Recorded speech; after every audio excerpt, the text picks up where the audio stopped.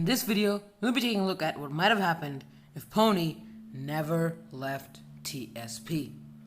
Welcome back to the series where I make videos, what if videos on your theories. So the other name for this series is Piggy Fan Fiction. To participate, all you need to do is enter your theory in the comment section or in my Discord server. The link will be down in the description. Whilst you're at it, make sure to subscribe. It barely takes 2 seconds and it helps me out a ton.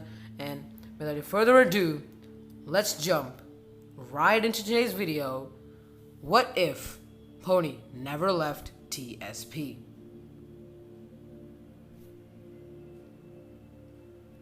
It all starts during the forest map, where Willow explains to Pony that he has to infect Doggy. Pony asks why, and Willow says that she wanted revenge. She explained to him what had happened to her ever since she was a kid and how the police took her parents away and arrested her.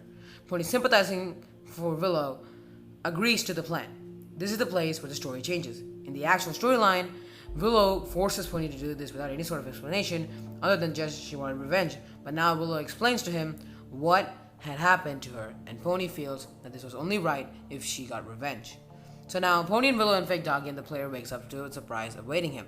Everything now is the same as the actual storyline until they reach the carnival map, where they are greeted by Zizzy. Only Zizzy. They escape the city and find Georgie, who gives them a deeper explanation on how the infection started and how his parents got infected. They return to the safe place where they were greeted by Zizzy's sister, Z and Zuzi. Behind them was Giraffe and Mimi. Giraffe tells them that he got a signal from a military outpost nearby about a helicopter landing there.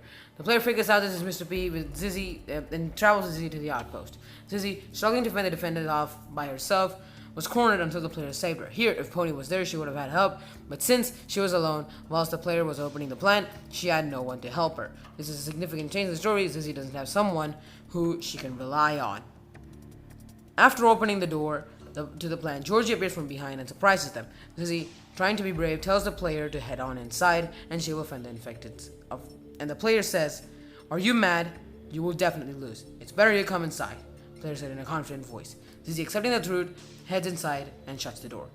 The infectors were rattling outside, and as they turned around, they saw a half potato, half machine person. It was Mr. P. He runs inside the plant and chases the group around with the help of his fellow scientist, Badgie. And at last, they try to blow up the plant, and all of a sudden, the world turned different, into a more violent color. Here, Zizzy saw ghosts of her friend. Zizzy saw Pony. She missed him. They knew each other, but they were never able to get in contact since this infection. And they last managed to defeat Mr. P. He tells them everything about how he infected and started the infection, but then when they were about to leave, they had completely forgotten about the infected outside. They've almost broken through the door, and Mr. P tells that he will distract them as they make a break for it.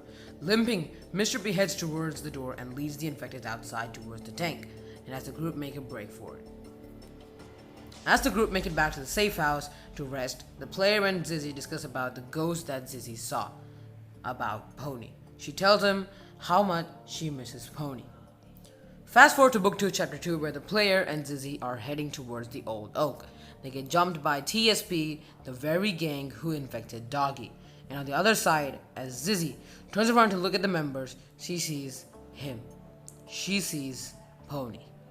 Both of them lock eyes. Pony surprised to see Zizzy again, but Zizzy in pure shock to see him in this attire. Pony, her best friend, now a part of a selfish gang. Willow approaches Zizzy to ask who she might be, but Zizzy didn't say a word. Pony, noticing this, Willow calls Pony forward and asks, "Do you know her?" "Yes," said Pony in an awkward tone. "We were friends before the outbreak occurred, and I joined you guys," said Pony right after. The group decided to kidnap Zizzy and take her to the refinery where Pony was on guard duty. The player follows them to break into the refinery only to realize she wasn't there. She has escaped through another door, talking to Pony. "Thanks for breaking me out, but that does not make up for abandoning us in the middle of the crisis." Zizzy snarled at him. "I'm sorry," said Pony in an apologizing voice. The player interrupts the conversation by appearing to Zizzy. "It was good seeing you," said Zizzy, but the player could feel her anger in those words. The two leave the refinery safely, but Pony kept staring at them until they disappeared out of sight.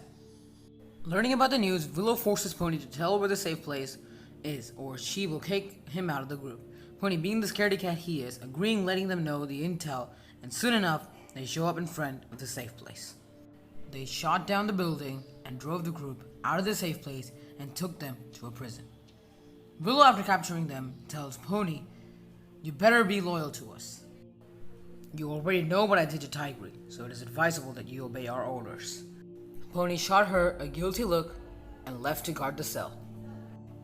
On his way, he noticed the prisoners escaping and tried to capture them, but he couldn't make himself do it. He couldn't betray his friends again. And just as he was about to turn around and leave, Willow shows up and pushes him aside and aims directly at Zizzy. Seeing this, Pony jumps into the bullet and ends up getting shot in the chest. Zizzy and the player run towards Pony after hearing this, and they see him crawling on the floor to find support. "Does this make up for betraying you?" asked Pony in a weak voice. Zizzy couldn't make herself speak. She was sobbing too hard. She told Jaffe, Mimi, and Georgie to take care of Pony, and the player and Zizzy were face to face against Willow. After helping the TSP members escape from what they were trapped in, they escaped the factory. The group and the TSP members they saved were facing an angry Willow. "I feed you, I gave you shelter, and this is how you repay me." Willow yelled at Pony and the other TSP members, but Pony responds with, "This is not what William would have wanted. William wouldn't have wanted his sister to be murdering innocent people." Willow froze at these words. She let out a big sigh and said, "I offer a truce until we get the cure, and you lot take care of the factory." Willow tells them that she has a ship and she can get them to the north, but when they show up at the docks, there was no sign of a ship. Someone must have taken it. They lit the lighthouse and the ship arrived, and Budgie introduces himself to them and talks about how he lost his arm or something like that. Mimi asks whether there's a first aid kit or some sort of kit when you get sick or something like that. Ships have first aid kits, right? I have never been on a boat or a ship, so I wouldn't know that. There's probably one. So let's just move on.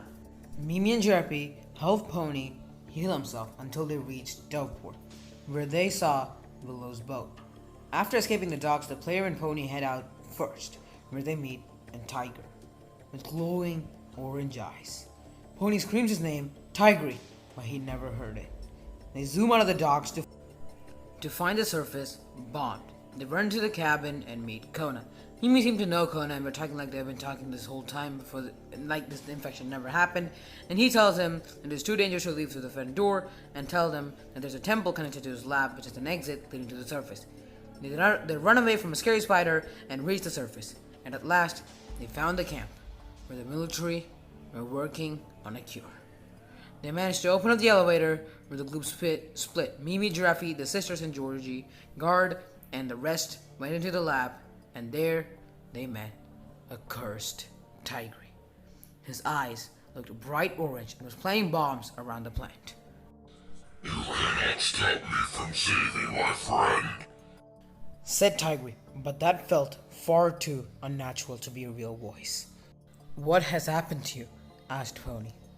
"That ain't none of your business," said the voice. Willow decided it was a good idea to shoot Tigray and he dodged it, like he does it every day. Tigray then jumps at the group and hits the player, making him faint. Pony tried to block him from getting to Zizzy, but then he threw one of his swords at her stomach. She started to wail in pain, and then Tigray pushes Pony to the ground and leaps toward Willow and disarming her of the gun, and says, "Pony, you have two options. Save your best friend and let Willow die, or save Willow and let your best friend die. Choose one," said the voice. Now, this is where you, the viewer, make the choice. Yes, you, the viewer. There will be 2 videos on screen and you can choose one of the options. I'll be waiting for you there. Make your choice.